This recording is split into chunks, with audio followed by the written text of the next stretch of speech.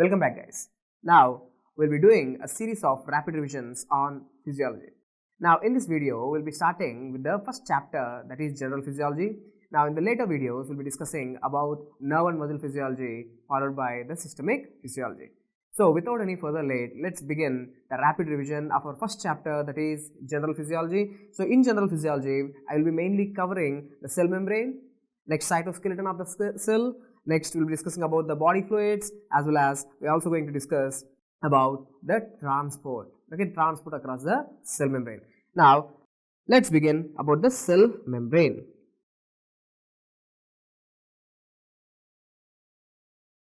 See here, I am not going to give in detail explanations because these are rapid revision videos. So here I will be mainly concentrate on the short point, crisp points, important points which are needed for your exams. So what's the major composition of the cell membrane? We all know cell membrane is made up of the phospholipids. So what else is there, sir? So percentage wise, what's the major composition? So composition of the cell membrane. So percentage wise, what's the major component? See, cell membranes, almost 55% of them are proteins. Proteins are the major component. After proteins, there are lipids. How much percentage, sir? 45%. 45% of the cell membrane are lipids. Next, carbohydrates.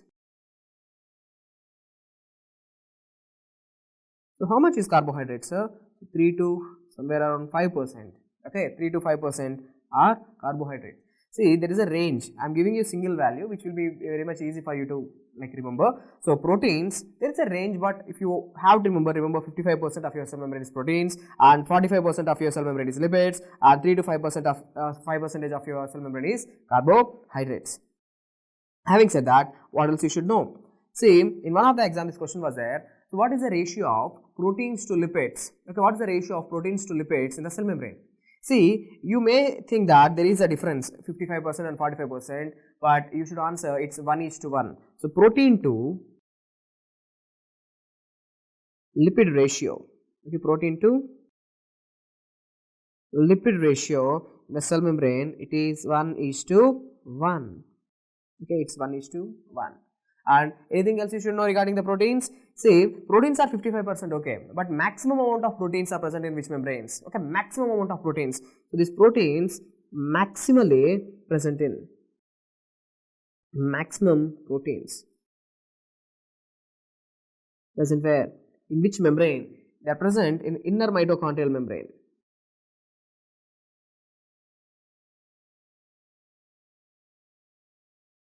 Inner mitochondrial membrane, because you know it's the inner membrane of the mitochondria which is involved in the electron transport chain where the ATP is getting produced, oxidative phosphorylation process. So there are a lot of complexes which are present over there, so it's having a lot of proteins, right? So maximum proteins are present in inner mitochondrial membrane and also present in presynaptic membrane. Presynaptic membrane. So these are the answers. Anything else you should know? See, usually proteins are maximum, we know that. Proteins are maximum, but in which membranes? In which membranes lipids are more when compared to the proteins? So lipids are more than proteins. In which membrane? So the answer is Schwann cell membrane.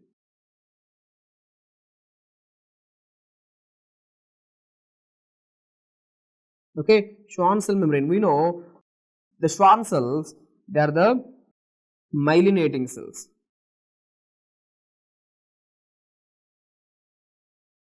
Myelinating cells of what? Myelinating cells of the neurons. The neurons are getting myelinated. So the myelination of the neurons are done by the Schwann cells. So they will do the myelination of which neurons? The neurons which are present in the peripheral nervous system. The neurons which are present in the peripheral nervous system are myelinated by the Schwann cells. And the myelination of the neurons in the central nervous system is done by the oligodendrocytes. So that Schwann cell membrane, it have a lot of lipids when compared to proteins. It's 80:20. Okay, this is the one thing which I want you to know. Next, what about the lipids? Any important points about the lipids? Yes. See, regarding lipids, what I want you to know is there are different types of lipids. Okay, there are different types of proteins which we will discuss, but there are different types of lipids. What are those lipids, sir? Okay, let me write here. Lipids. There are phospholipids. Phospholipids means you know it's a lipid to which the phosphate group is attached. So phospholipids, these are the maximum lipids. Which type of lipids are maximum? It's a phospholipids. That's why we say phospholipid bilayer. The cell membrane is a phospholipid bilayer. Okay, the phospholipids are there. There are glycolipids. Okay, there are glycolipids. Even cholesterol is present. Okay, cholesterol is present. But which type of lipid is absent? Triglycerides are absent.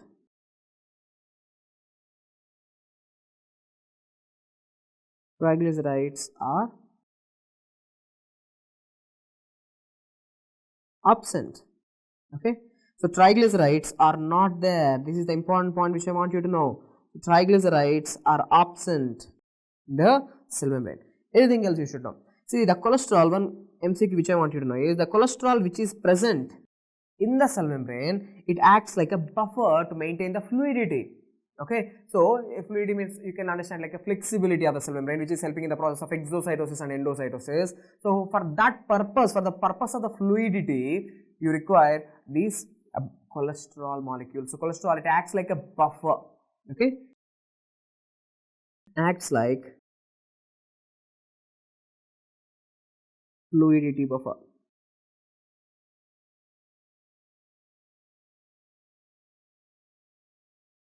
Okay, acts as a fluidity buffer. That's a MCQ which I want you to know.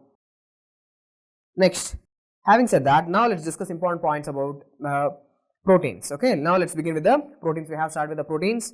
Now, how many different types of proteins are there? You know, there are different types of lipids. In the same way, there are different types of proteins.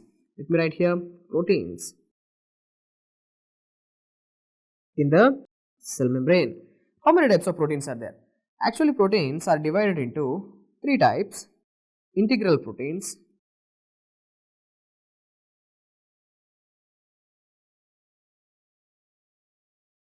next peripheral proteins,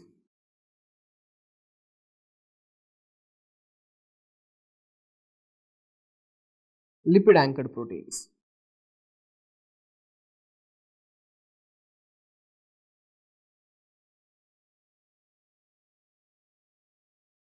So, for better understanding, see, if this is the cell membrane, imagine here is the cell membrane, imagine this is the cell membrane. See, if a protein, now I am showing the protein in the green color, if a protein, if it is present outside as well as inside, means say for example, this is outside the cell, this is extracellular side and this is intracellular side toward the cytoplasm and outside extracellular side. Now, imagine there is a protein which is present outside and this is passing throughout the cell membrane and it is even present into the cell membrane towards the side of the cytoplasm. So, such proteins which are present within the cell membrane, okay, they are passing through the cell membrane. So, they are called as an integral protein. So, protein which is not just attached either inside or outside, it is not attached just like that, it is going into the cell membrane. Okay. So, such proteins are called as integral proteins, and especially if a protein is going from outside to the inside, such proteins are also called as transmembrane proteins. Okay, so they are also called as transmembrane proteins. Okay, because they are spanning throughout the membrane. And what is a peripheral protein? Now let me show you the peripheral protein in the blue color. See, the peripheral protein means it is attached to the cell membrane, either it is attached outside or either it is attached inside. So, such proteins are called as peripheral proteins. Okay. And what is a lipid anchored protein? Lipid anchored proteins are proteins which are attached to the lipid molecules. Okay. So, imagine there is a protein which is attached to a lipid. A protein which is attached to a lipid, they are called as a lipid anchored proteins. Now, let me tell you some important examples of the integral proteins. See, whenever you see channels, transmembrane proteins, examples, Channels, potassium channel, for example, chloride channel. Okay, so channels are examples of transmembrane proteins. So these channels which are present within the cell membrane, they are nothing but the transmembrane proteins. They are integral proteins. Okay, next, for example, have you ever heard about something called as a sodium potassium ATPase or sodium proton pumps? Like, no, sorry, not a sodium proton pump, sodium potassium pumps. Okay, so the sodium potassium ATPases, sodium potassium ATPase. So the sodium potassium ATPases, they are also examples of integral proteins. Okay, and have you ever heard about serpentine receptors or 7-pass receptors? They are passing through the cell membrane 7 times. The tail is passing through the cell membrane 7 times. So they are also examples of transmembrane proteins. So 7-pass receptors.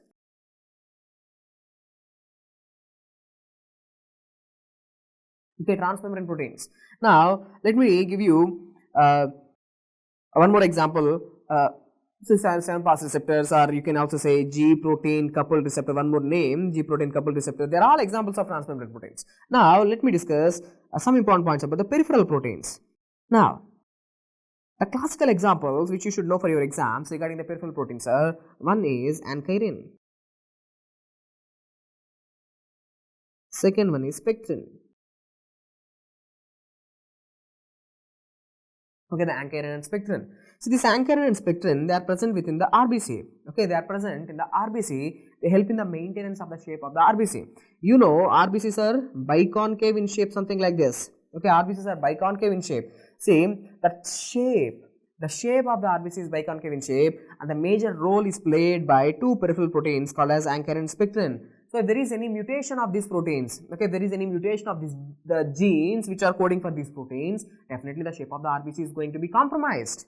So the point which I want you to know is, so if there is any defect in spectrin, so spectrin defect is going to cause elliptical RBCs. So that is called as hereditary elliptocytosis. And if there is any defect in ankyrin, that is going to cause round shaped RBCs, that is called as hereditary spherocytosis. Okay, hereditary spherocytosis. So hereditary spherocytosis is due to defect in ankyrin. Hereditary elliptocytosis is due to defect in spectrin. So ankyrin and spectrin are peripheral proteins. Next, one more important peripheral protein which I want you to know is dystrophin. So where is this dystrophin present? The dystrophin is mainly present in the skeletal muscles.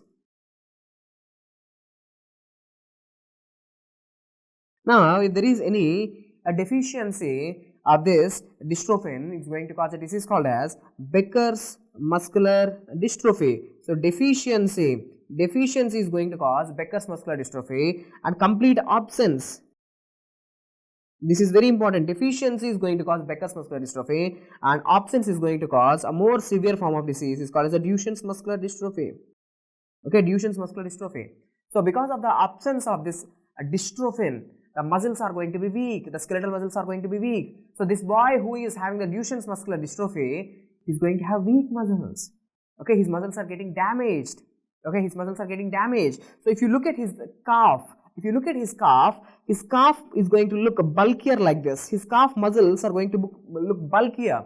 Actually, they are not muscles. The muscles are getting damaged. Okay, the muscles are getting damaged. So in the place of the damaged muscles, the adipose tissue is getting deposited. Adipocytes are getting proliferated over there, leading to a big appearance of the calves. But actually, they are not calf muscles. It's just the fat accumulation over there. So that is called as pseudo calf hypertrophy.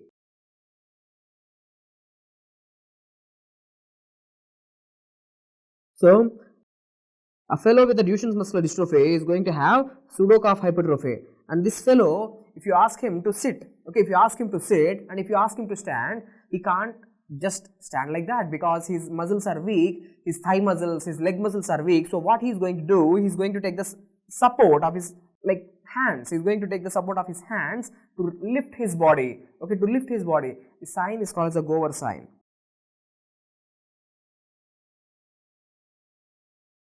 And this is a PYQ, previous year question. Pseudo calf hypertrophy, which is a PYQ. These fellows are at risk of death. because even the skeletal muscle, the respiratory muscle, that's a diaphragm, it's a skeletal muscle, right? So, it's also going to be weak. So, these babies are also going to be at risk of death. So, what is the cause of death? The cause of death is respiratory failure.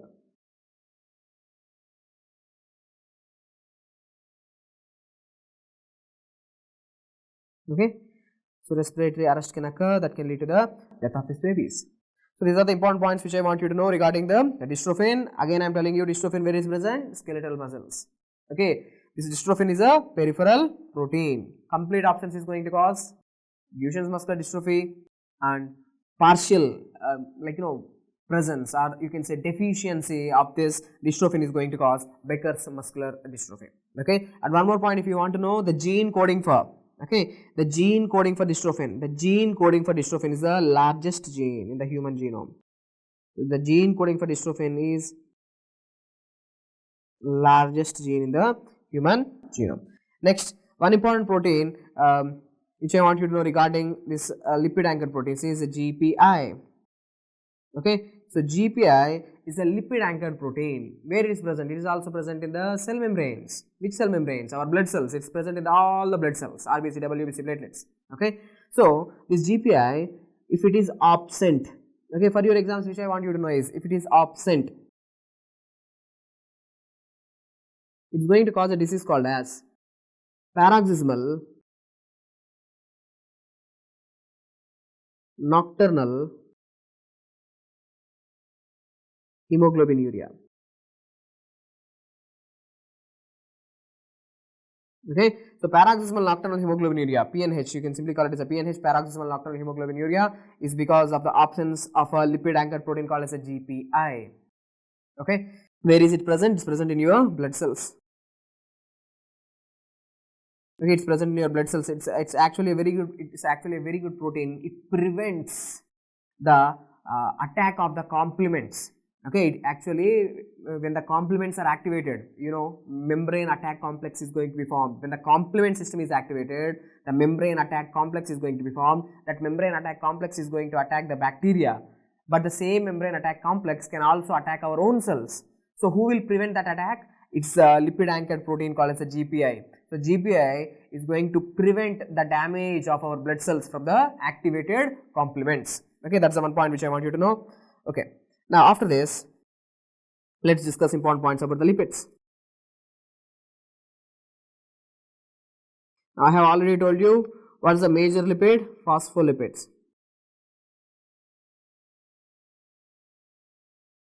They are the maximum lipid. So, what are the different examples of phospholipids? What are the different types of phospholipids that are present in our cell membrane? The one example of the phospholipid is called as dipalmityl phosphatidyl choline.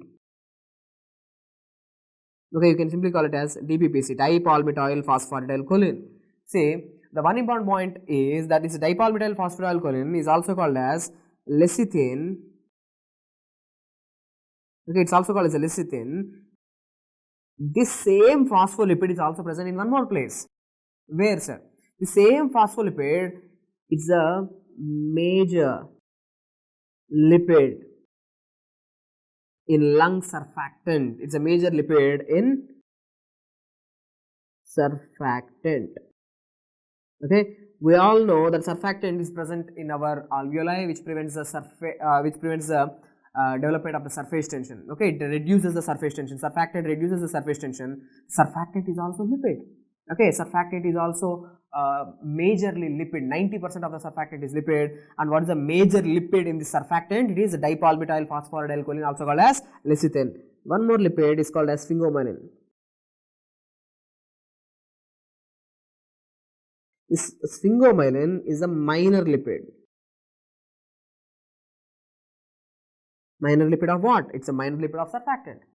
Okay, so any other lipids present in the cell membrane? Yes, phosphatidyl serine. Okay, phosphatidyl serine. See, this phosphatidyl serine, imagine if this is the cell, if this is a normal healthy cell, the phosphatidyl serine, it is present inside the cell membrane. Okay, this lipid, it is present inside the cell membrane, means it is internalized, it is never exposed out. But when a cell is dying, okay, imagine this cell is committing suicide, apoptosis. A cell is committing apoptosis, suicide. So such apoptotic cells, okay, such apoptotic cells, when the cell is dead, now what you are going to left with apoptotic body is the dead cell. Okay, now these dead cells, they are going to express this phosphatidylserine out of the cell membrane, means now the phosphatidylserine is externalized and it acts like eat me signal for the phagocytosis. For the phagocytes, it is a eat me signal. So phosphatidylserine, important point is, it is externalized in which cells? Apoptotic cells. Okay, it is externalized in apoptotic cells, and there is a dye called as annexin 5. Annexin 5. So this annexin 5 is going to come and bind with, the annexin 5 is going to come and bind with this phosphatidylserine.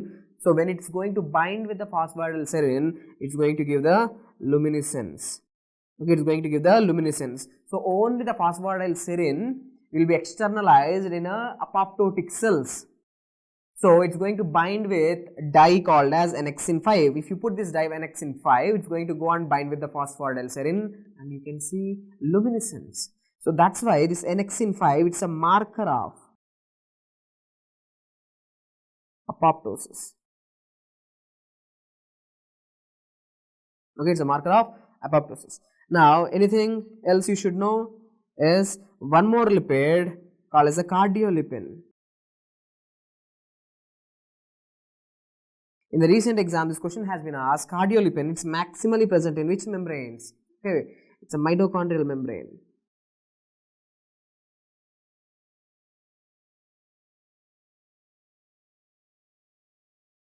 Okay, it's present mainly in mitochondrial membrane. See, there are certain diseases in which antibodies are produced against this cardiolipin. Okay, they are called as anti-cardiolipin antibodies. Anti-cardiolipin antibodies. So anti-cardiolipin antibodies are present in which diseases? Number 1 disease, syphilis. Next, Apla syndrome. Okay, Apla syndrome means anti-phospholipid antibody syndrome. Anti-phospholipid antibody syndrome is a condition in which the patient is going to develop the anti-phospholipid antibodies. Anti-phospholipid means which phospholipid? Which phospholipid? Cardiolipin. Don't forget, cardiolipin is a phospholipid. So anti-phospholipid antibody syndrome. So anti-phospholipid antibodies are getting produced. Which phospholipid? Cardiolipin. Okay. So in syphilis also, this anti-phospholipid antibodies are going to be produced. Next, SLE. Okay, so these are the important points which I want you to know. Next, in Apla syndrome, if a female is having Apla syndrome, this female is going to have some problems. Okay, because of this antibodies, because of this autoantibodies, the female is going to have some problem. The problem is recurrent abortions. Recurrent second trimester abortion. Okay, so recurrent second trimester abortions are going to be seen in Apla syndrome. Okay, next, anything else regarding lipids? If you know this much, that's enough. Next, glycolipids.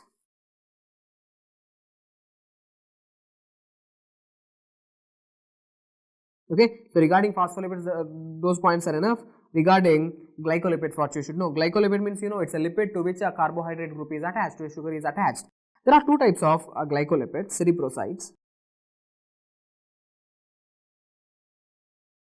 gangliosides.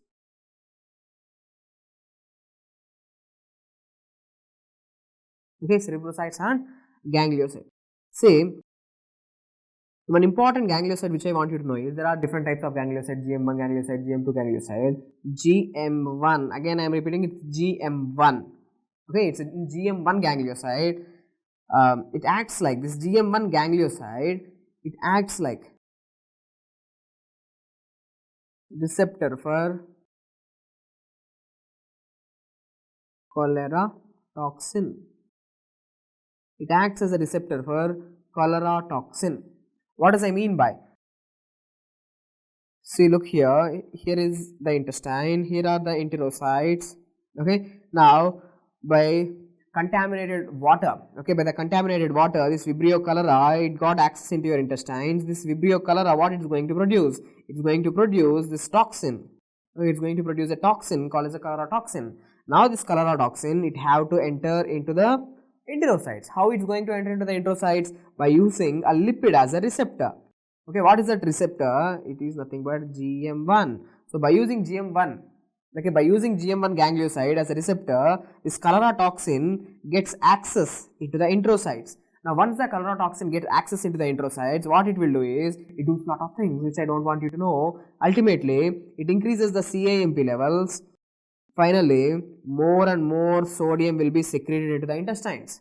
Wherever sodium goes, water follows. So, more water and sodium will be secreted into the intestines. That is going to cause watery diarrhea. Rice, watery diarrhea. As a point, just remember, there is a condition called as enteric fever. Just remember this point, enteric fever, which is also called as a typhoid. In enteric fever, the patient is going to have pea soup diarrhea.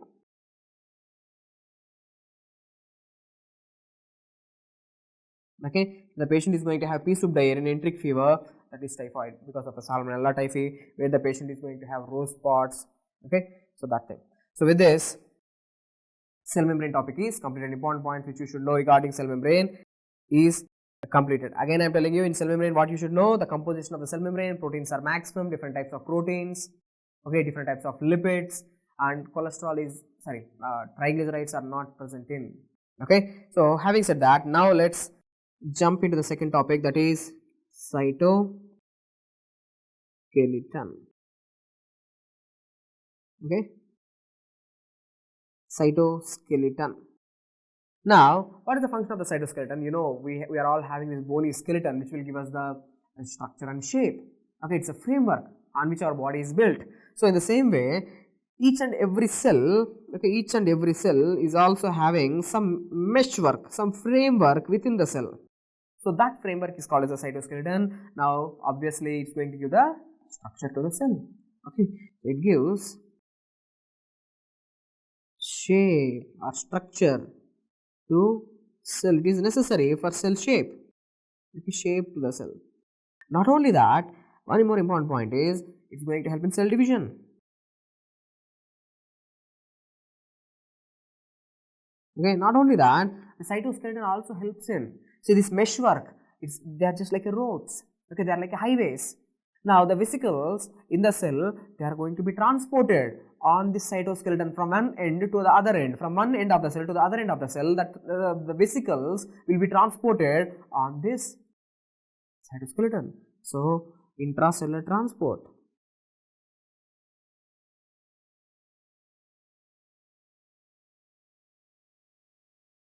Okay, these are general points which are not high yielding, but you should know. Okay, cytoskeleton, the main function is to give the shape and structure to the cell, intracellular transport, cell division ke liye, it's going to help you. And now let's discuss into the discuss main topic. Sir, cytoskeleton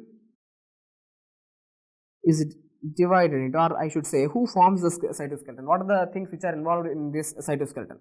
Okay, so microtubules,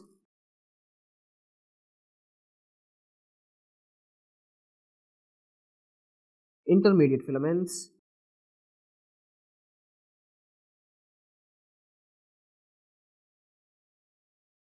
microtubules, microfilaments, and intermediate filaments.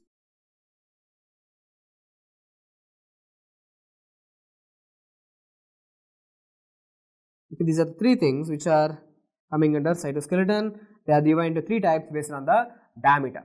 Okay, based on the diameter, they are divided into microtubules, microfilaments, and intermediate filaments, basically based on the size. Okay, so microtubules, they are made up of, okay, these microtubules inside the cell. For example, imagine this is a microtubule, it's present inside the cell. Imagine this is the cell. Okay, imagine this is the cell. Inside the cell, what is there? Microtubule is there. So this microtubule, it is made up of what? Okay, it's actually made up of proteins. Which proteins? A tubulin, microtubule made of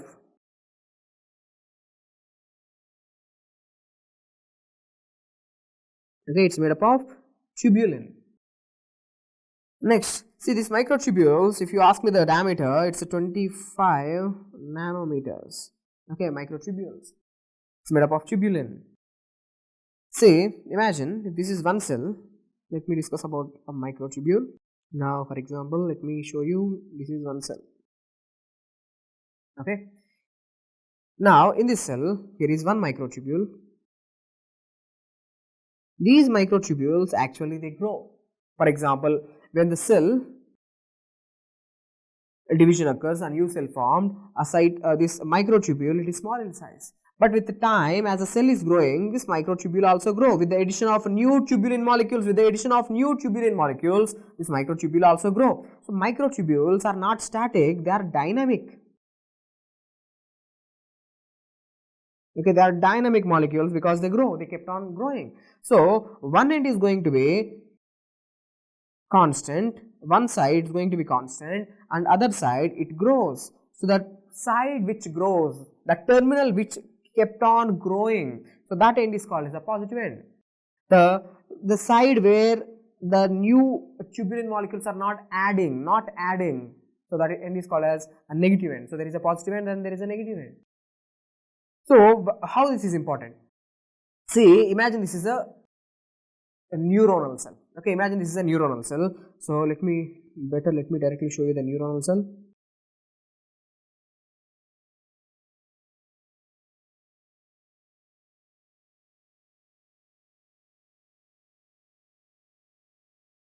You know, there is cell body. Here is the nucleus. Here will be dendrites.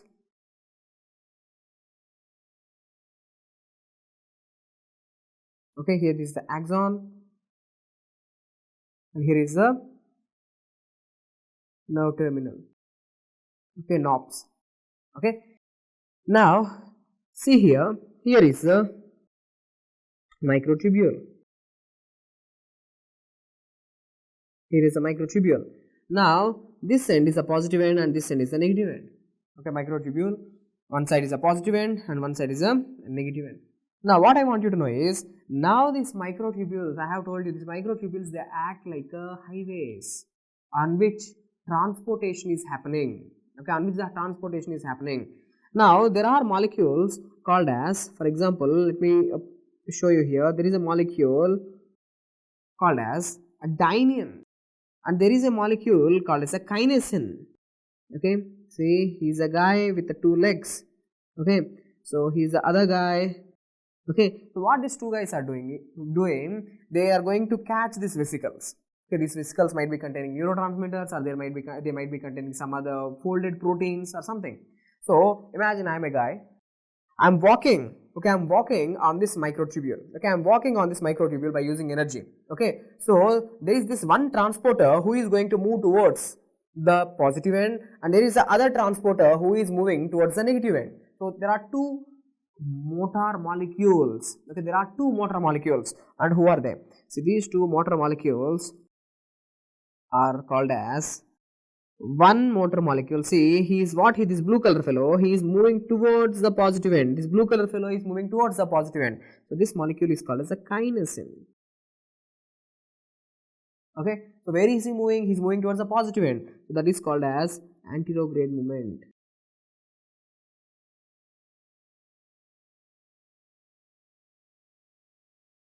Okay, so this pink color fellow, he is moving towards the negative end. Okay, so this is called as retrograde transport or retrograde cargo. Okay, so in the recent exam this question has been asked. So this dynein is a molecular motor. It helps in the transport of the substances. So I am giving you a list. What are the molecular motors? Molecular motors. One molecule is dynein. Okay, one molecular motor is dynein. This pink fellow, dynein. Okay, so what dynin is going to do? So dynin helps in retrograde cargo. Okay, retrograde. How to remember, sir? So we are all doctors. DR. Okay, dynin helps in retrograde transport. Dynin for retrograde transport. Second one, kinesin. Kinesin is going to help in antrograde cargo.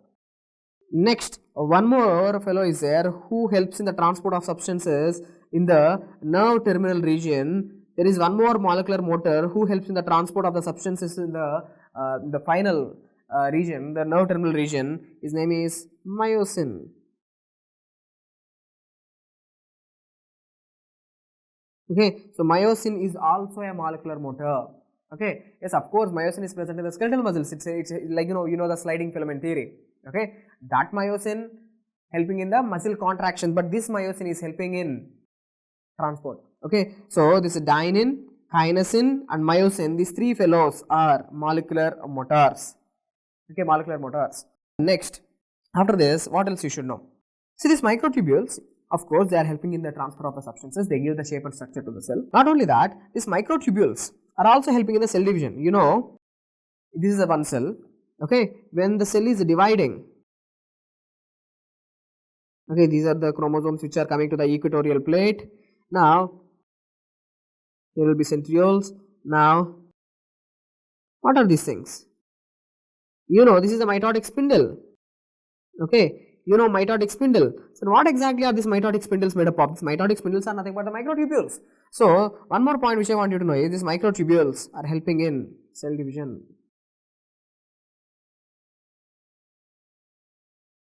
So, microtubule inhibitors, let me write here, microtubule inhibitors. Okay. So, if you use drugs which are microtubule inhibitors, cell division will be hampered, cell division will be affected. So, whenever there is no cell division, that's good. In which conditions? In treating cancers. Okay, in treating cancers, you have to inhibit the cell division. How can you inhibit the cell division? By inhibiting the mitotic spindle formation. How can you inhibit the mitotic spindle formation? By inhibiting microtubule formation. Okay, so microtubule inhibitors like vincristin, like vinca alkaloid, like vincristin, vinblastin, and colchicine.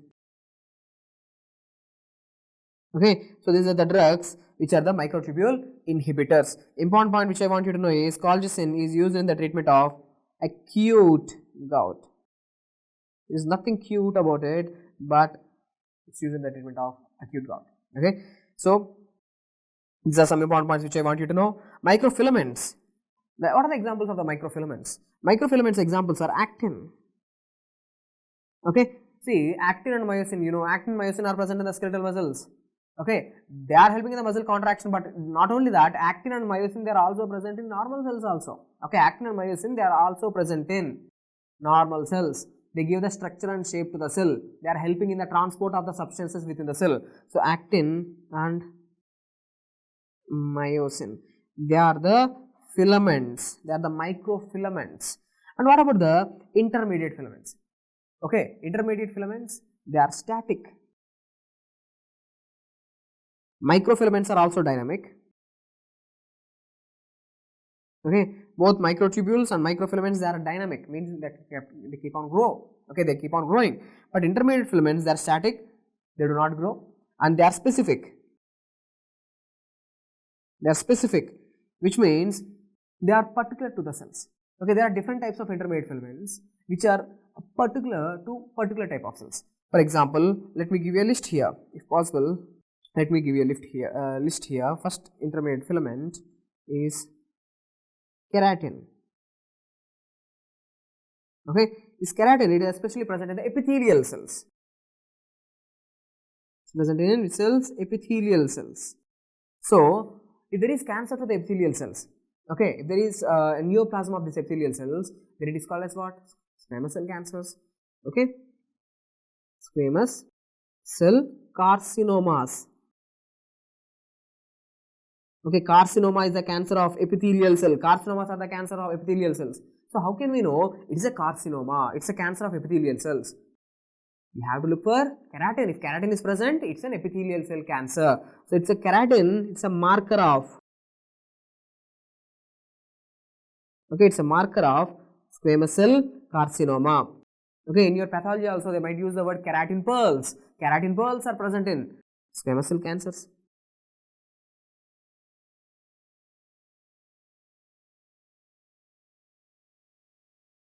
Keratin pearls are present in squamous cell cancers. Okay, so keratin is the first intermediate filament. Second type is desmin. Desmin is present in muscle cells. Okay, it's present in muscle cells. So, it's a marker of, what is the cancer for the muscle? Cancers for the skeletal muscles are called as rhabdomyosarcomas, not carcinomas, sarcomas. So, it's a marker of rhabdomyosarcomas. It's a cancer of rhabdomyosarcomas. Next, other intermediate filament is GFAP. GFAP stands for glial fibrillary acidic proteins. See, these are the neurofilaments. Okay, the glial fibrillary acidic proteins, they are the neurofilaments, they are the intermediate filaments which are present in the neurons, especially astrocytes. Okay, they are present in the nervous system, especially in cells, astrocytes. Okay, next, vimentin. So, this vimentin, it's mainly present in connective tissue cells. Connective tissue cells, especially fibroblasts.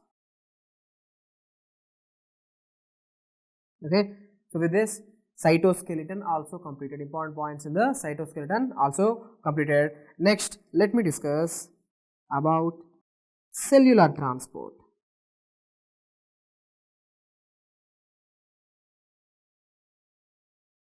Okay, how transport is happening within the cell or across the cell membrane, I should say. Okay, how the transport of the substances are happening, okay, across the cell membrane. What are the different types of transport? Okay, first of all, there are two types of transport. One is active transport and passive transport. Okay, active transport and passive transport. What does it mean by active transport? Energy is involved, ATP is required. Why ATP is required? Because the substances are moving from low concentration to high concentration. Okay, because the substances are moving from low concentration to high concentration, means against concentration gradient. Okay, again is the concentration gradient. Now, passive transport. Passive transport means no energy utilized.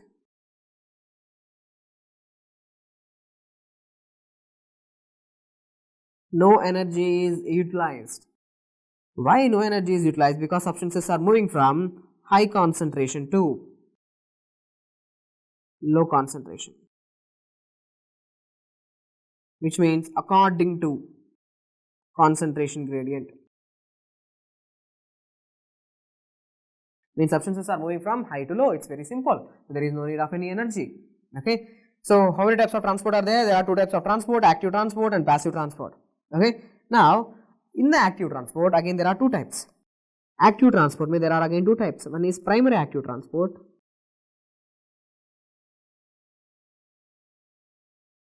and secondary active transport.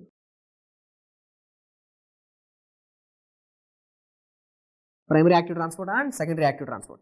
What does it mean by primary active transport? In primary active transport, there is a direct involvement of energy, direct ATP is utilized. Okay, direct energy is utilized. Directly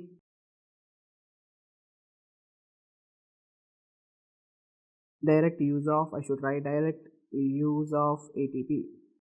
There is direct use of ATP, means in the transport of the substances, the place where the substance is getting transported, in that place ATP is getting utilized. Means if you want to transport one ion, for example sodium, again is the concentration gradient, you are using the ATP. Means the place where sodium is getting transported, ATP is getting utilized directly. Okay. Now secondary active transport means there is indirect use of ATP.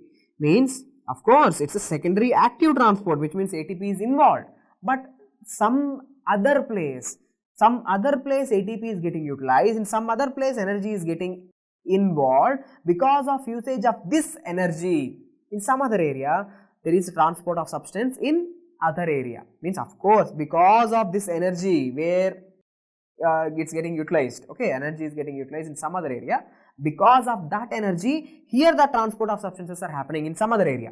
Okay. So this is secondary active transport. The keyword which I want you to know is there is indirect use of ATP. Okay, ATP is getting involved, but in some other place indirectly it is getting involved. Okay, direct use of energy, indirect use of energy. Okay. Now for your exams, what you should know, see how to say whether transport is a direct primary active transport or secondary active transport. Say wherever you see the word ATPases, okay, wherever you see the word ATPases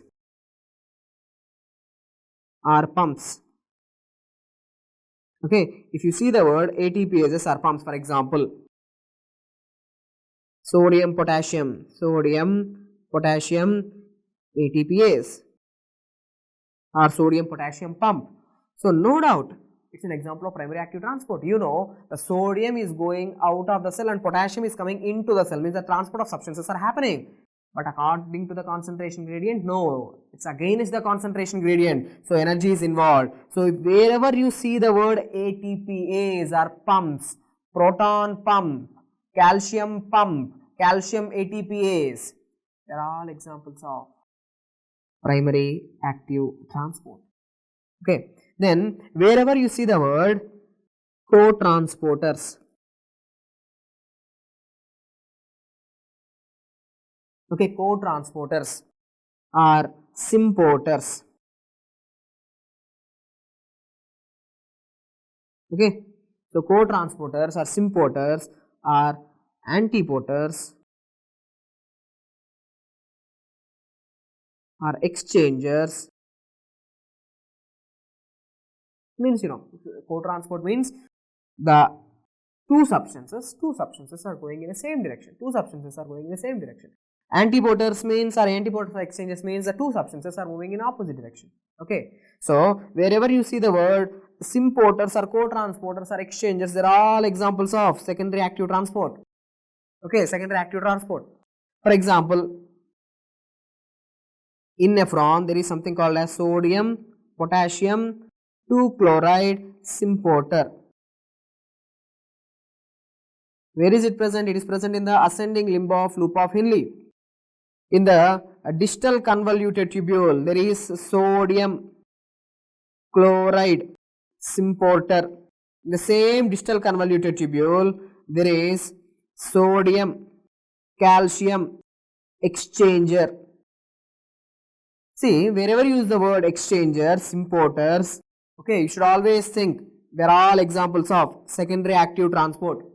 Okay, and one more important MCQ for your exam, it's keep 5-star marks, like you know 5-star questions are very important. Wherever you see the word SGLT, what is SGLT?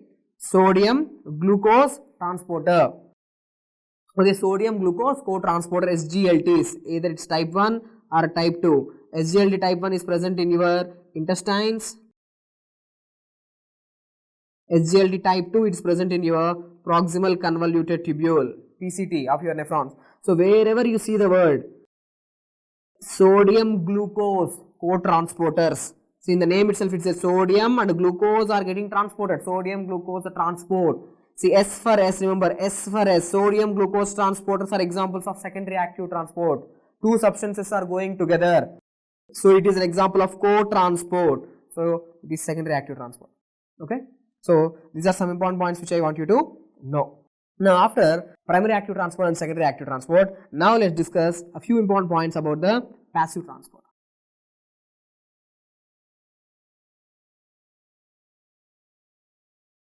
Okay, so in passive transport, first let's discuss about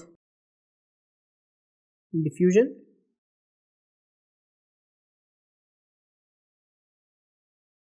Also, let's discuss about osmosis. So in diffusion, there are two types again: simple diffusion, facilitated diffusion. Okay, so simple diffusion and facilitated diffusion. So what is the difference between simple diffusion and facilitated diffusion? First of all, they are both examples of passive transport. Energy is not involved. Okay, substances are moving from high concentration to low concentration. So what are the examples of simple diffusion? Simple diffusion, example, gases. Gases transport. Okay, that's oxygen transport. Okay, from the alveoli to the tissues, and carbon dioxide transport. Okay, from the tissues back to the lungs, means oxygen is moving from the higher partial pressure to the lower partial pressure. Carbon dioxide is moving from the higher partial pressure to the lower partial pressure. Means the gases are getting transported. Just simple like that, from high partial pressure to low partial pressure, from high concentration to low concentration, just like that by nature it happens. So that's example of simple diffusion. Okay. Then what is facilitated diffusion? Example of facilitated diffusion which I want you to know is gluts. Okay. So gluts means glucose transporters. These are not sodium glucose co-transporters. No, they are different. These are just glucose transporters. There are different types of glucose transporters like 1, 2, 3, 4 and so on. These glucose transporters are all examples of, I used to remember like GF. You know what does it mean by GF, right? So GF is example of facilitated diffusion. All glucose transporters are examples of facilitated diffusion. What does I mean by? See, what does I mean by? Look here. See, here is your blood vessel and here is your adipocyte. Now after taking meal, you are having high concentration of glucose in your blood. You are having very good amount of glucose. Okay. Now inside the adipocyte, you are having less glucose because glucose is converted into fat. So there is a concentration gradient. There is a concentration gradient. So here high concentration is there, here low concentration is there. So there is a concentration gradient. But do you think this glucose molecule can enter into the cell? Do you think? No, it cannot enter something like that. Okay. For the transport of this glucose molecule, a special protein is present. A special transporter is present here. This transporter is called as a glucose transporter glut. Okay, glucose transporter type 4 which is present on the skeletal muscles as well as on the adipocytes. So only through this glucose transporter now glucose can get access into the cell. So glucose is moving from high concentration to low concentration, no doubt. Okay, glucose is moving from high concentration to low concentration. There is no use of any energy here, but a protein is involved. A protein is involved. Okay, a channel protein is involved. So as a protein is helping in this process, a protein is facilitating this transport. So it is example of facilitated diffusion. So in facilitated diffusion, who are there? Protein molecules are involved. Okay, a channel protein is involved. Okay, it's an example of facilitated diffusion. Remember, GF, glucose transporters are examples of facilitated diffusion. Co-transporters, exchangers, antiporters. Okay, SGLTs, sodium glucose co-transporters, SGLTs are example of secondary active transport. Now here itself I am telling you 100%, one question will be there either on SGLT or glucose transporters. Transport mein one question is pakka, 100% one question is going to be there. Okay, so having said that, now what exactly is osmosis? Means osmosis is the movement of water. It's a movement of water, not the gases. It's the movement of water based on osmolarity. Based on what? Osmolarity. So what exactly is osmosis? Osmosis is the movement of water from where to where? From high osmolarity to low osmolarity? No, from low osmolarity. Osmosis means is the movement of water. Water will move, water molecules will move from low osmolarity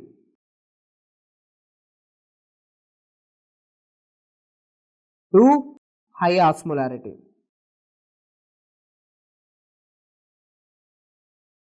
That's called as osmosis. High osmolarity means more sodium concentration is there. High osmolarity means more ions are there, more electrolytes are there. So wherever there is sodium, water goes towards the sodium. Simple as that. So with this, osmosis also completed. Next, what else I want you to know is vesicular transport. Okay, vesicular transport. See, how many types of vesicular transports are there? There are endocytosis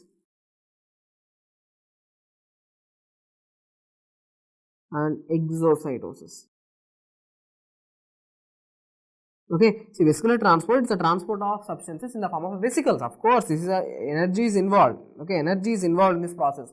The big substances are getting transported either into the cell or out of the cell, into the cells or out of the cells in the form of vesicles. It is called as a vesicular transport. Of course, energy is involved. One important MCQ which I want you to know for your exam is vesicular transport के लिए which ions are used? Vesicular transport requires calcium. Okay, that's the MCQ. Vesicular transport requires calcium. Calcium is required. Okay, especially for exocytosis. This was the question. Exocytosis के लिए what do you require? Calcium. Calcium is required. Okay. Now, endocytosis means a substance moving into the cell. Into the cell. Vesicles are moving into the cells. Exocytosis means the substances are packed into the vesicles and they are moving out of the cell. Out of the cell. Substances into the cell as well as out of the cell. Now, there are certain proteins which are helping in this process. Okay, there are certain proteins which are helping in this process. So, exocytosis, X, the name X is there. Okay, X's are like snakes. Okay, snare proteins. Okay, snare proteins. Okay, remember snare. Snare is some sounding like snake. Snare, right? So, X, your X is your snake. Okay, that's why you left. So, exocytosis ke liye which proteins are helping? Snare proteins are helping in this process of exocytosis. And endocytosis, which proteins are helping? Endocytosis ke liye clathrins. Clathrins. Caveolins. So, clathrins and caveolins are the proteins which are helping in the process of endocytosis. Snare proteins like synaptobrevin. Okay, snare proteins, synaptobrevin.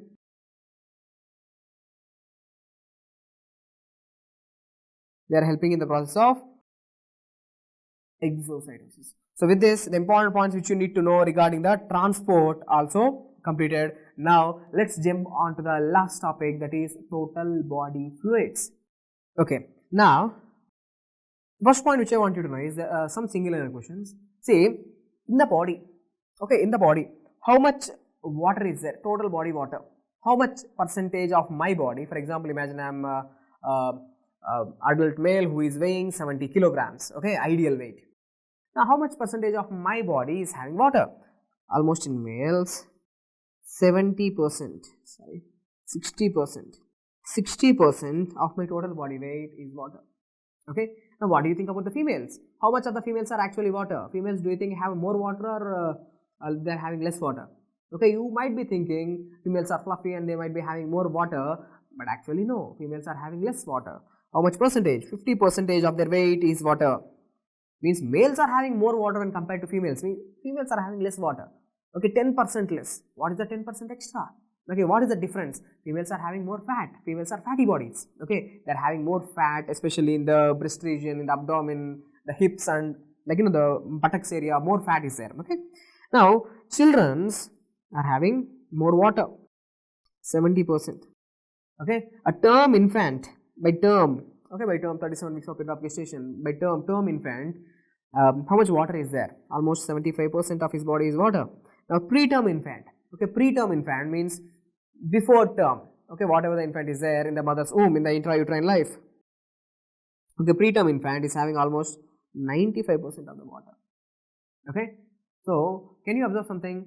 As you are aging, okay, as we are aging, the amount of water is decreasing. Okay, initially it is 90%, it is decreasing to 75, it is decreasing to 60 to 50, it is decreasing. Okay, with age, the amount of water in the body decreases actually. Okay, so total body water. Now let's discuss some important points. The total body water is mainly divided into two compartments. Okay, one is intracellular fluid and extracellular fluid. Intracellular fluid means the fluid which is there within the cells. Okay, let me draw it here for a better understanding. Look here, I am showing you cells.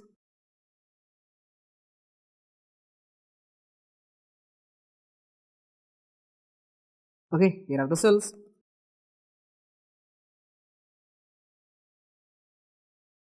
What is this? This is the blood vessel. Okay, cells and the blood vessel. See, fluid is present here in the cells. Okay, and also fluid or the water is present in between the cells also. Okay, and the water is present within the blood vessels also. So this water is nothing but the plasma, you anyway know it. Okay, so the water which is present within the cells, this water which I am drawing right now, which these dots which I am putting here, which I am showing here, is within the cells. So this water which is present within the cells is called as intracellular fluid. Okay, intracellular fluid. And these dots which I am showing now, these are present outside the cell. Okay, these dots. Okay, they are present in between the cells and they are also present within our blood vessels. So this is called as extracellular fluid. Now, which water do you think is more? Intracellular fluid or extracellular fluid? Intracellular fluid. So out of the total body water, usually adult male have almost 42 liters of water in his body. Okay, who is weighing 70 kilograms, okay, 70 kilograms, I am weighing 70 kilograms, 60% of my body weight means that is 42 liters, so 42 liters, that is 60% of my body weight is water. Out of this 42 liters, out of that 42 liters, 2/3, almost 66%, 2/3 means 66%, okay, is intracellular fluid. Okay, intracellular fluid. Out of this 42, okay, out of this 42, 2/3 means how much? 28 liters. Okay, 28 liters is intracellular fluid. Okay, so 2/3 means how much percentage of the body weight? 2/3. Okay, see, total it is 60%. Okay, total body water is 60%. You know it. Okay, total body water is 60% of our weight is water. 2/3, I am talking about 2/3, which means 40%. Okay, 40% fluid is intracellular fluid. Okay, 40% is intracellular fluid. Out of the 60, okay, 60% of your weight, 60% of your weight is water. 60% of your weight is water. 40% is intracellular fluid. What means out of your weight, 40% is intracellular fluid. Okay, in the same way, extracellular fluids are 1/3, 1/3, 33% unite. Okay, now if that 1/3 means how much? Out of this 42 liters, out of the 40 is 42 liters. In this 42 liters, 14 liters. Let me write in the pink color. 14 liters extracellular fluid. See, 60% of your weight is total body weight. 60%.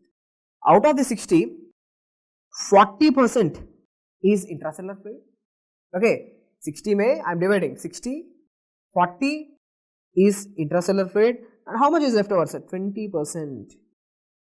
20%. So 40 plus 20, how much? 60. So 20% of your weight. Okay, 40%. Let me write the complete word. 40% of your weight.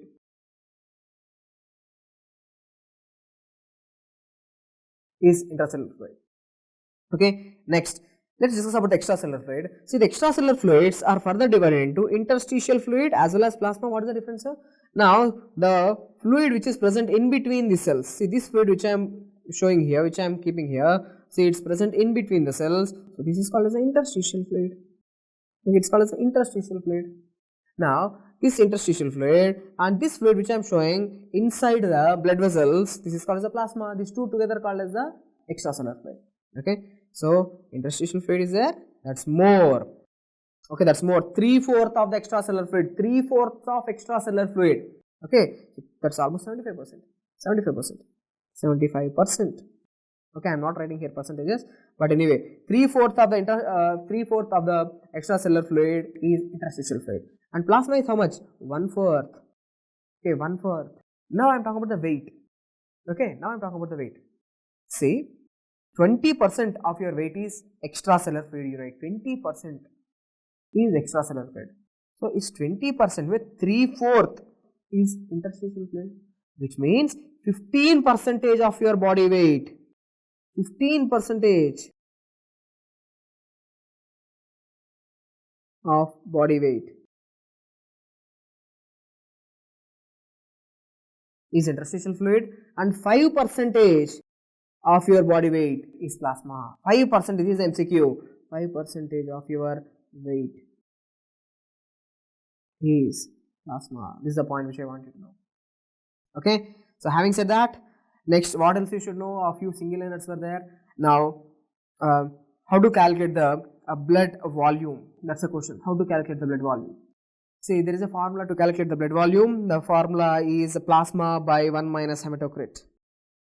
Okay, so how to calculate the blood volume, sir? The blood volume calculation is done by plasma by 1 minus hematocrit. Okay, so for example, in your question they will give you the value of the plasma. 3 liters plasma is there, by 1 minus hematocrit. Hematocrit is 0.4. Okay, 40%. Okay, hematocrit is 40%. Hematocrit is 40%. You can say it as a 0.4. So 3 divided by 0.6. 1 minus 0.4 is 0.6. So it is 5 liters. Okay, so blood volume calculation is an MCQ. Blood volume calculation is an MCQ. So how to calculate the blood? Plasma by 1 minus hematocrit. And they can ask you, out of your total body weight, okay, out of your total body weight, how much is contributed by blood?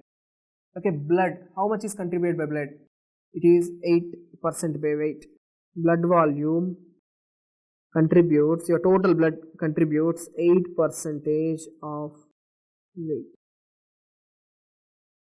Means 8% of your weight is blood.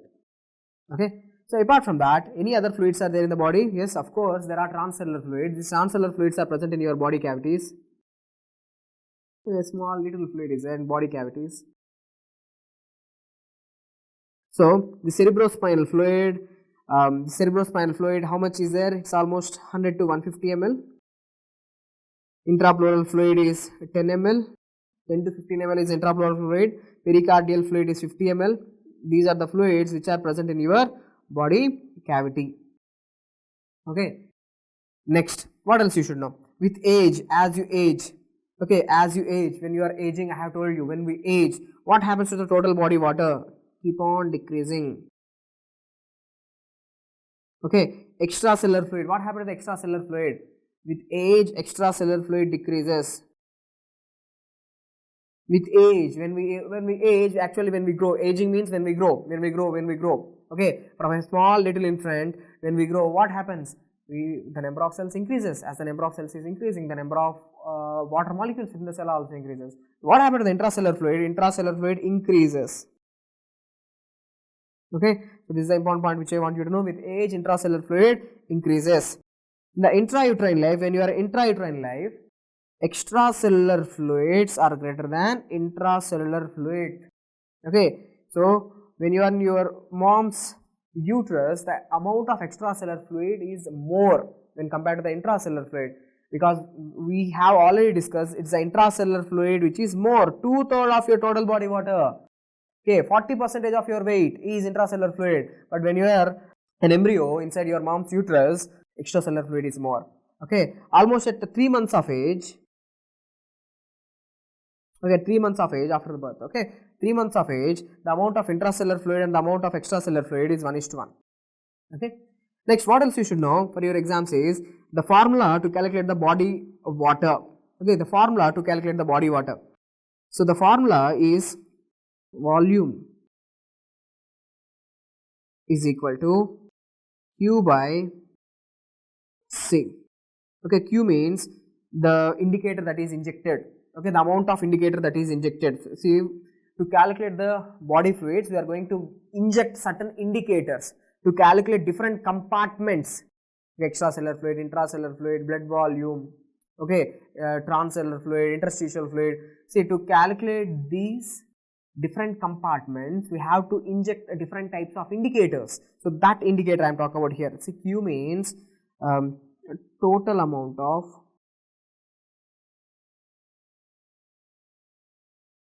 substance or indicator injected. Injected where? Injected into the plasma. Okay. So C stands for concentration. Okay, final concentration. Concentration in plasma. After equilibration, what is the final concentration in the plasma? Okay. So volume, to calculate the volume of the fluids, the formula that is used is Q by C. Okay, amount of a substance injected by the concentration, final concentration within the plasma. Now, for your, this formula is not that important for your exams. It was not usually asked, but what they will ask you is indicators. Okay, different types of indicators.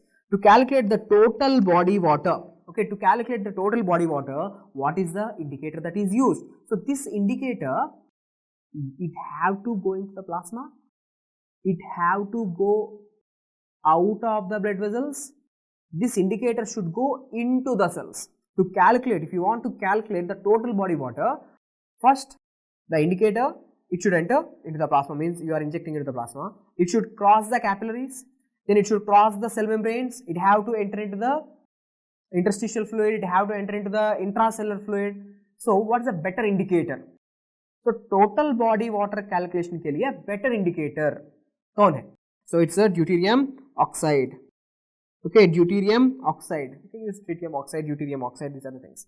Extracellular fluid calculation means this indicator, it should go into plasma, it should cross the capillaries, endothelial cells, it should cross the endothelial cells, but it should not enter into the cells, it should not enter into the intracellular fluid.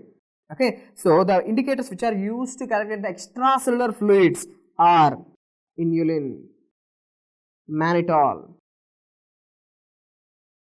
sucrose.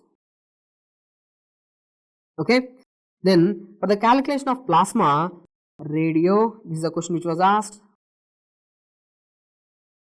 radio labeled albumin, Evans blue dye.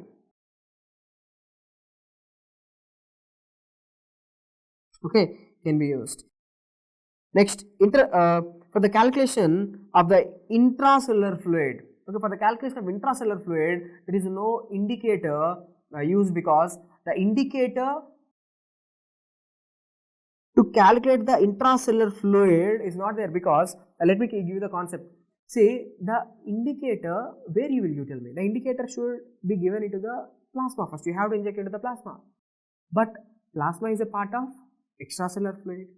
Okay, so there is no such indicator which can be only given into the intracellular fluid.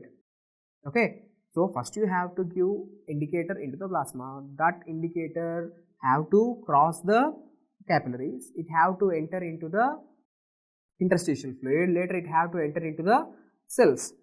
So there is no such indicator. There is a formula, intracellular fluid calculate करने के लिए first you should know total body water and extracellular fluid. So how to calculate? Total body water minus extracellular fluid will give you intracellular fluid. Okay, and interstitial fluid also, to calculate only the interstitial fluid, there is no indicator. The formula what you have to use is, you have to calculate extracellular fluid. You can calculate extracellular fluid by using inulin. Okay, extracellular fluid minus plasma. Okay, and to know amount of the RBCs, the volume of the RBCs, what you can use is chromium tagged. Chromium tagged or iron tagged.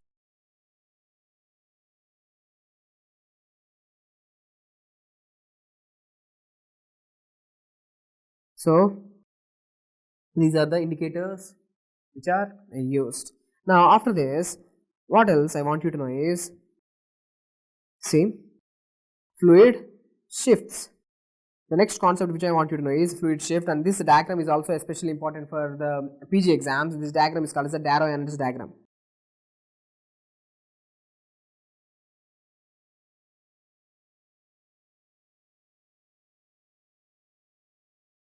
See, in this Darrow Yannis diagram, what we are seeing? Okay, what we are seeing? See, first, let me put it this way. There is x-axis and y-axis. For example, let's say x-axis and here y-axis. Okay, on y-axis, I am talking about tonicity. Means what is the osmolarity of the fluid? Osmolarity or the tonicity I am showing on the y-axis. Okay, on x-axis, what I am talking about? I am talking about the volume. Okay, I am talking about the volume. Now, we all know that, look, here on x-axis I am talking about volume, on y-axis I am talking about tonicity or osmolarity. What is the normal osmolarity of our blood? What is the normal osmolarity of our plasma, you should say? You can say 280 milliosmoles or 290. Okay, 280 to 290 milliosmoles. Okay, 280 to 290 milliosmoles, round figure you can remember 300 milliosmoles. Okay, 280 milliosmoles. Let me put it this way. So, normal osmolarity how much? 280 milliosmoles. Okay, now we know out of the volume, for example, let's put it this way. Okay, 2/3 of my body fluid. Okay, 2/3 of my body fluid is what? It's the intracellular fluid. 2/3 of my body fluid is intracellular fluid, and 1/3 of my body fluid is extracellular fluid. The same thing I am showing here. Okay, see, 2/3 of my body fluid is intracellular fluid. Okay, intracellular fluid, and 1/3 is extracellular fluid. Okay, now let me see in different conditions how this volume shift and how the osmolarity changes. Now, the first condition which I am taking is the conditions where the osmolarity is not changing, isoosmotic. There are certain conditions like say diarrhea and infusion of normal saline, isotonic saline. In these two conditions, what is not changing? Osmolarity is not changing. Osmolarity of your body fluids is not changing. Okay, osmolarity is not even increasing, osmolarity is not even decreasing. Okay, first let's start with diarrhea. So, what happens in diarrhea? In diarrhea, say you are losing fluids, no doubt. Are you losing hypertonic fluids or hyperosmolar fluids or hypoosmolar fluids? See, remember in diarrhea, you are losing fluids which are isotonic. See, isotonic or isoosmotic fluid is lost. From where these fluids are going? Is it going, the fluids which are going out of your body, is it from the cells? Is it from the cells? The fluid which is present within the cells is going out of your body? No. Fluids. Okay, you are losing extracellular fluids. So, that's why, see, from the extracellular fluid is going out. So, what happened to the extracellular fluid? The extracellular fluid which was supposed to be till here. Okay, the extracellular fluid which was supposed to be till here on the x-axis, it was supposed to be till there, it is decreasing, it came back. So, what happened? The extracellular fluid, the point which I want you to know is, in diarrhea, extracellular fluid decreases. What about the osmolarity? See, osmolarity is the same. Because you are losing isotonic fluids, you are not losing hypotonic fluid or you are not losing hypertonic fluid, isotonic fluid is gone. So, there is no change in osmolarity. Okay, so there is volume contraction, extracellular fluid come ho gaya. Diarrhea mein extracellular fluids are going to decrease. Next, if I give saline infusion, what I am doing is I am giving the saline. Okay, I am giving the saline. We know saline osmolarity is similar to your body osmolarity, normal saline. Okay, saline osmolarity and your body osmolarity, they are the same. Means amount of ions in the saline and the amount of ions concentration in your plasma, it's the same. Okay, so isoosmolar, isotonic. So, as I am infusing the saline, you are gaining the water or you are losing the water? You are gaining the water. So, water is gained, volume expansion is seen. Okay, volume expansion is seen. So, So that's why, look, the extracellular fluid which was supposed to be till here, it was supposed to be till here, as we are adding water, or you can say as you are adding saline, what happened to the extracellular fluids? Increased. It's increased. So now tell me, in two conditions, one is diarrhea and one is infusion of isoosmotic saline. There is no change in osmolarity, because in one condition you are losing the isotonic fluid, in the other condition you are gaining the isotonic fluid. So isotonicity is maintained, the osmolarity is maintained. Okay, same 280 now or 290, it's maintained. Okay, but what is changed? In diarrhea, the extracellular fluid is losing, and in saline infusion, extracellular fluid is gaining. That's it. Okay, Darrow-Enertz diagram. Now, here in this Darrow-Enertz diagram, what we are saying? Now, your body fluids are becoming hyperosmotic, means your extracellular fluid is becoming hyperosmolar. From 280 or 290 it is becoming now 300, means your osmolarity is increasing. In which condition, sir? Water deprivation. Okay, water deprivation. Now, what does it mean by? See, hypoosmotic fluid is lost from extracellular fluid. Okay, in which condition water deprivation is what? In which condition you are losing the hypoosmotic fluid, means like a pure water, you are losing the pure water out of your body. Sweating. Okay, so sweating condition may, what happens is, you are losing the fluid, no doubt, so that's why water is lost. What kind of water you are losing? Hypoosmotic fluid, means pure water you are losing. As you are losing pure water, what happened to the water that is present in your body? What happened to the water that is present in your extracellular fluid? It's getting concentrated. It's the osmolarity is getting increased. The concentration is increasing because you are removing the pure water molecules. The body is getting concentrated. The extracellular fluid is getting concentrated. From 290 it is becoming 300. Okay, so that's why, see, you are removing the water out of the extracellular fluid. When you do sweating, what is happening? See, from the extracellular fluid, water is going out. So that's why the extracellular fluids become less. The volume of extracellular fluid become less. And not only that, you please look here, the osmolarity also increasing. Okay, look at this arrow. Normally osmolarity is still 280. It was till 280, 290, okay. But now in this condition, what is happening to the osmolarity? Now osmolarity is also raising. It's raised. See, till here, it's little bit raised. Now, for example, say previously it is, say it is 290. Now it become 300.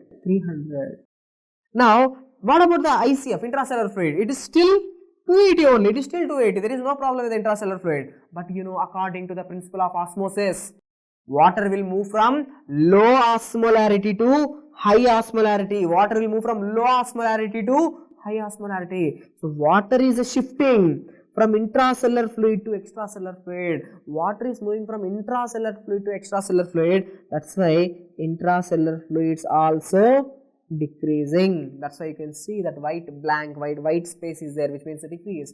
So, intracellular fluid decrease, extracellular fluid decrease, but what is the change? The change is rise in tonicity, rise in osmolarity, rise in concentration. So, in a condition of sweating, important point which I want you to know, the extracellular fluid decreases, intracellular fluid decreases, both are decreasing. Actually, intracellular fluids are moving into the extracellular fluids because extracellular fluids are getting concentrated. So, according to the principle of osmosis, the water is moving. Okay, so done. Next condition. Now, I am infusing a saline. Okay, now I am infusing saline, hypertonic saline, hypertonic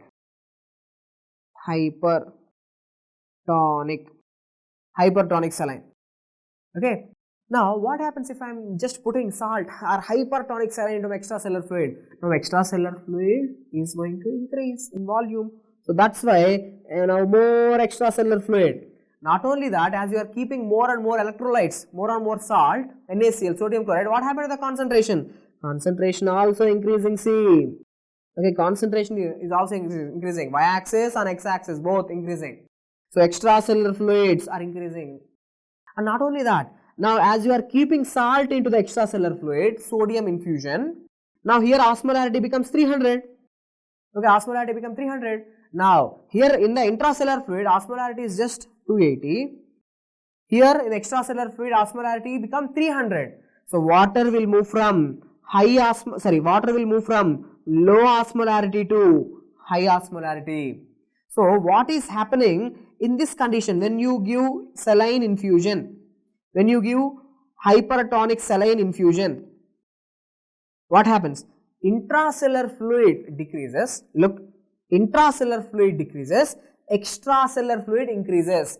Intracellular fluid decreases, extracellular fluid increases. Simple. When you put saline into the plasma, plasma is concentrated, plasma becomes hypertonic. So water moves into the plasma. Wherever there is more osmolarity, water moves towards that. Okay, so this diagram also completed. Again, in sweating condition is an example of volume contraction. Extracellular fluid decrease, intracellular fluid decrease, but tonicity is raised. Next, in hypertonic saline infusion, extracellular fluid is increasing, but intracellular fluid decreased. Intracellular fluid decreased, extracellular fluid increased, tonicity also raised. Okay, next, the other condition where your plasma, okay, is getting hypotonic. Hypotonic means from 280 it is becoming maybe 275 or 270, hypotonic. Okay, so that's why see tonicity is decreasing. In both the conditions you can see the tonicity is decreasing. So what you should know for your exams is there is a condition called as adrenal insufficiency. Okay, adrenal insufficiency, adrenal gland is not working. Okay, so whenever adrenal insufficiency is there, you are losing hyperosmotic fluid. Hyperosmotic fluid is going out of the body. Normally, you should understand adrenal gland produces aldosterone. Aldosterone helps in sodium reabsorption, sodium and water reabsorption. But when the adrenal gland is not functioning, when the adrenal gland is gone, okay, when the adrenal gland is gone, what happens? Now you are losing the sodium out of your body. Okay, you are losing the sodium out of your body, means in the urine sodium is going out. So sodium is going out means hypertonic fluids are going out of the body, means more and more sodium, more and more electrolytes are going out. So hypertonic fluid is going out of the body. As you are losing this hypertonic fluid out of your body, your plasma will become hypotonic.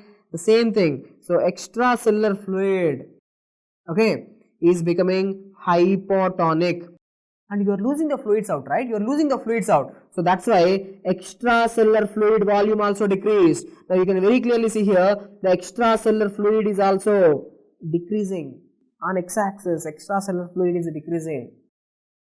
Okay. Now here what happened to the osmolarity? Osmolarity may become 270. But in intracellular fluid, osmolarity is still 280. Normal intracellular fluid का कोई फर्क नहीं है. There is no difference. Okay. So 280 is maintaining 280. But extracellular fluid become 270. So that's why fluids will move from low osmolarity to high osmolarity, 270 to 280. So fluid is moving from extracellular fluid into intracellular fluid. That's why intracellular fluids are increasing, shifting. So more intracellular fluid. So the point which I want you to know is, in the conditions of adrenal insufficiency, or in the condition where aldosterone is not there, when aldosterone is not there, extracellular fluid decreases, intracellular fluid increases. What happened to the osmolarity? Osmolarity decreases. Okay, and last and final thing is SIADH. Okay, SIADH, syndrome of inappropriate antidiuretic hormone synthesis. In this condition, SIADH, what is happening? There is no there is more and more antidiuretic hormone, more and more antidiuretic hormone. If more antidiuretic hormone is there, means more water reabsorption via the aquaporin 2 channels. More and more water is retained in the body. More and more water is reabsorbed in the kidneys. From the urine, more and more water is getting retained, reabsorbed into the body. So you are drinking, but water is not coming out. You are drinking, water is not coming out. So water is accumulated in the body. Water is not coming out. Water is kept on getting accumulated because antidiuretic hormone is there. Till the time antidiuretic hormone is there, water will not come out of the body. Water try to accumulate inside your body. So that's why if you look here, volumes, both the volumes, intracellular fluid and extracellular fluid, volume is getting expanded. Both the volumes are getting expanded. Okay, there is no other condition where both the volumes are getting expanded. You can check. Okay, so in the condition of SiADH, okay, in the condition of SiADH, there will be volume expansion. Both intracellular fluid and extracellular fluid are expanding. Water is gained. Okay, so as a recap, I am telling you, see in SiADH, both intracellular fluid and extracellular fluid increases, and in the condition of adrenal insufficiency, intracellular fluid is more, extracellular fluid is decreased. Next, in the condition of hypertonic saline infusion, when you take hypertonic saline, extracellular fluid increase, intracellular fluid decrease. Next, in the condition of sweating, okay, when you do sweating, extracellular fluid decreases as well as intracellular fluid. Both intra as well as extracellular fluids, see, they are decreasing. And last and final thing, in the condition of diarrhea, what happens? Sir, the extracellular fluids are decreasing. See, you are losing the extracellular fluid, but there is no change in the intracellular fluid. And in the condition of isotonic saline infusion, see, in the condition of isotonic saline infusion, it's just the extracellular fluids are increasing, not the intracellular fluids. Okay, and the tonicity is also not changing, it's not becoming hypertonic or hypertonic. Okay, can you tell me which conditions where in this Jarrah-Heinrich diagram the plasma tonicity is increasing, hypertonicity is going to be seen? Hypertonicity is going to be seen in two conditions. One is hypertonic saline infusion. Okay, here look, hypertonic saline infusion. Second thing is sweating and hypotonic saline infusion. The conditions where there is hypotonicity, the extracellular fluid osmolarity is going to go down. Which conditions? Adrenal insufficiency as well as SiADH. Okay, in these two conditions. So I want you to know these are topics for your general physiology. These are important things. At least you are going to get 2-3 questions from this 1.5 hour of video. Okay, so in the next video we will be discussing about nerve and muscle physiology, followed by the rapid revision of the systems. Hope the video is helpful. Thank you.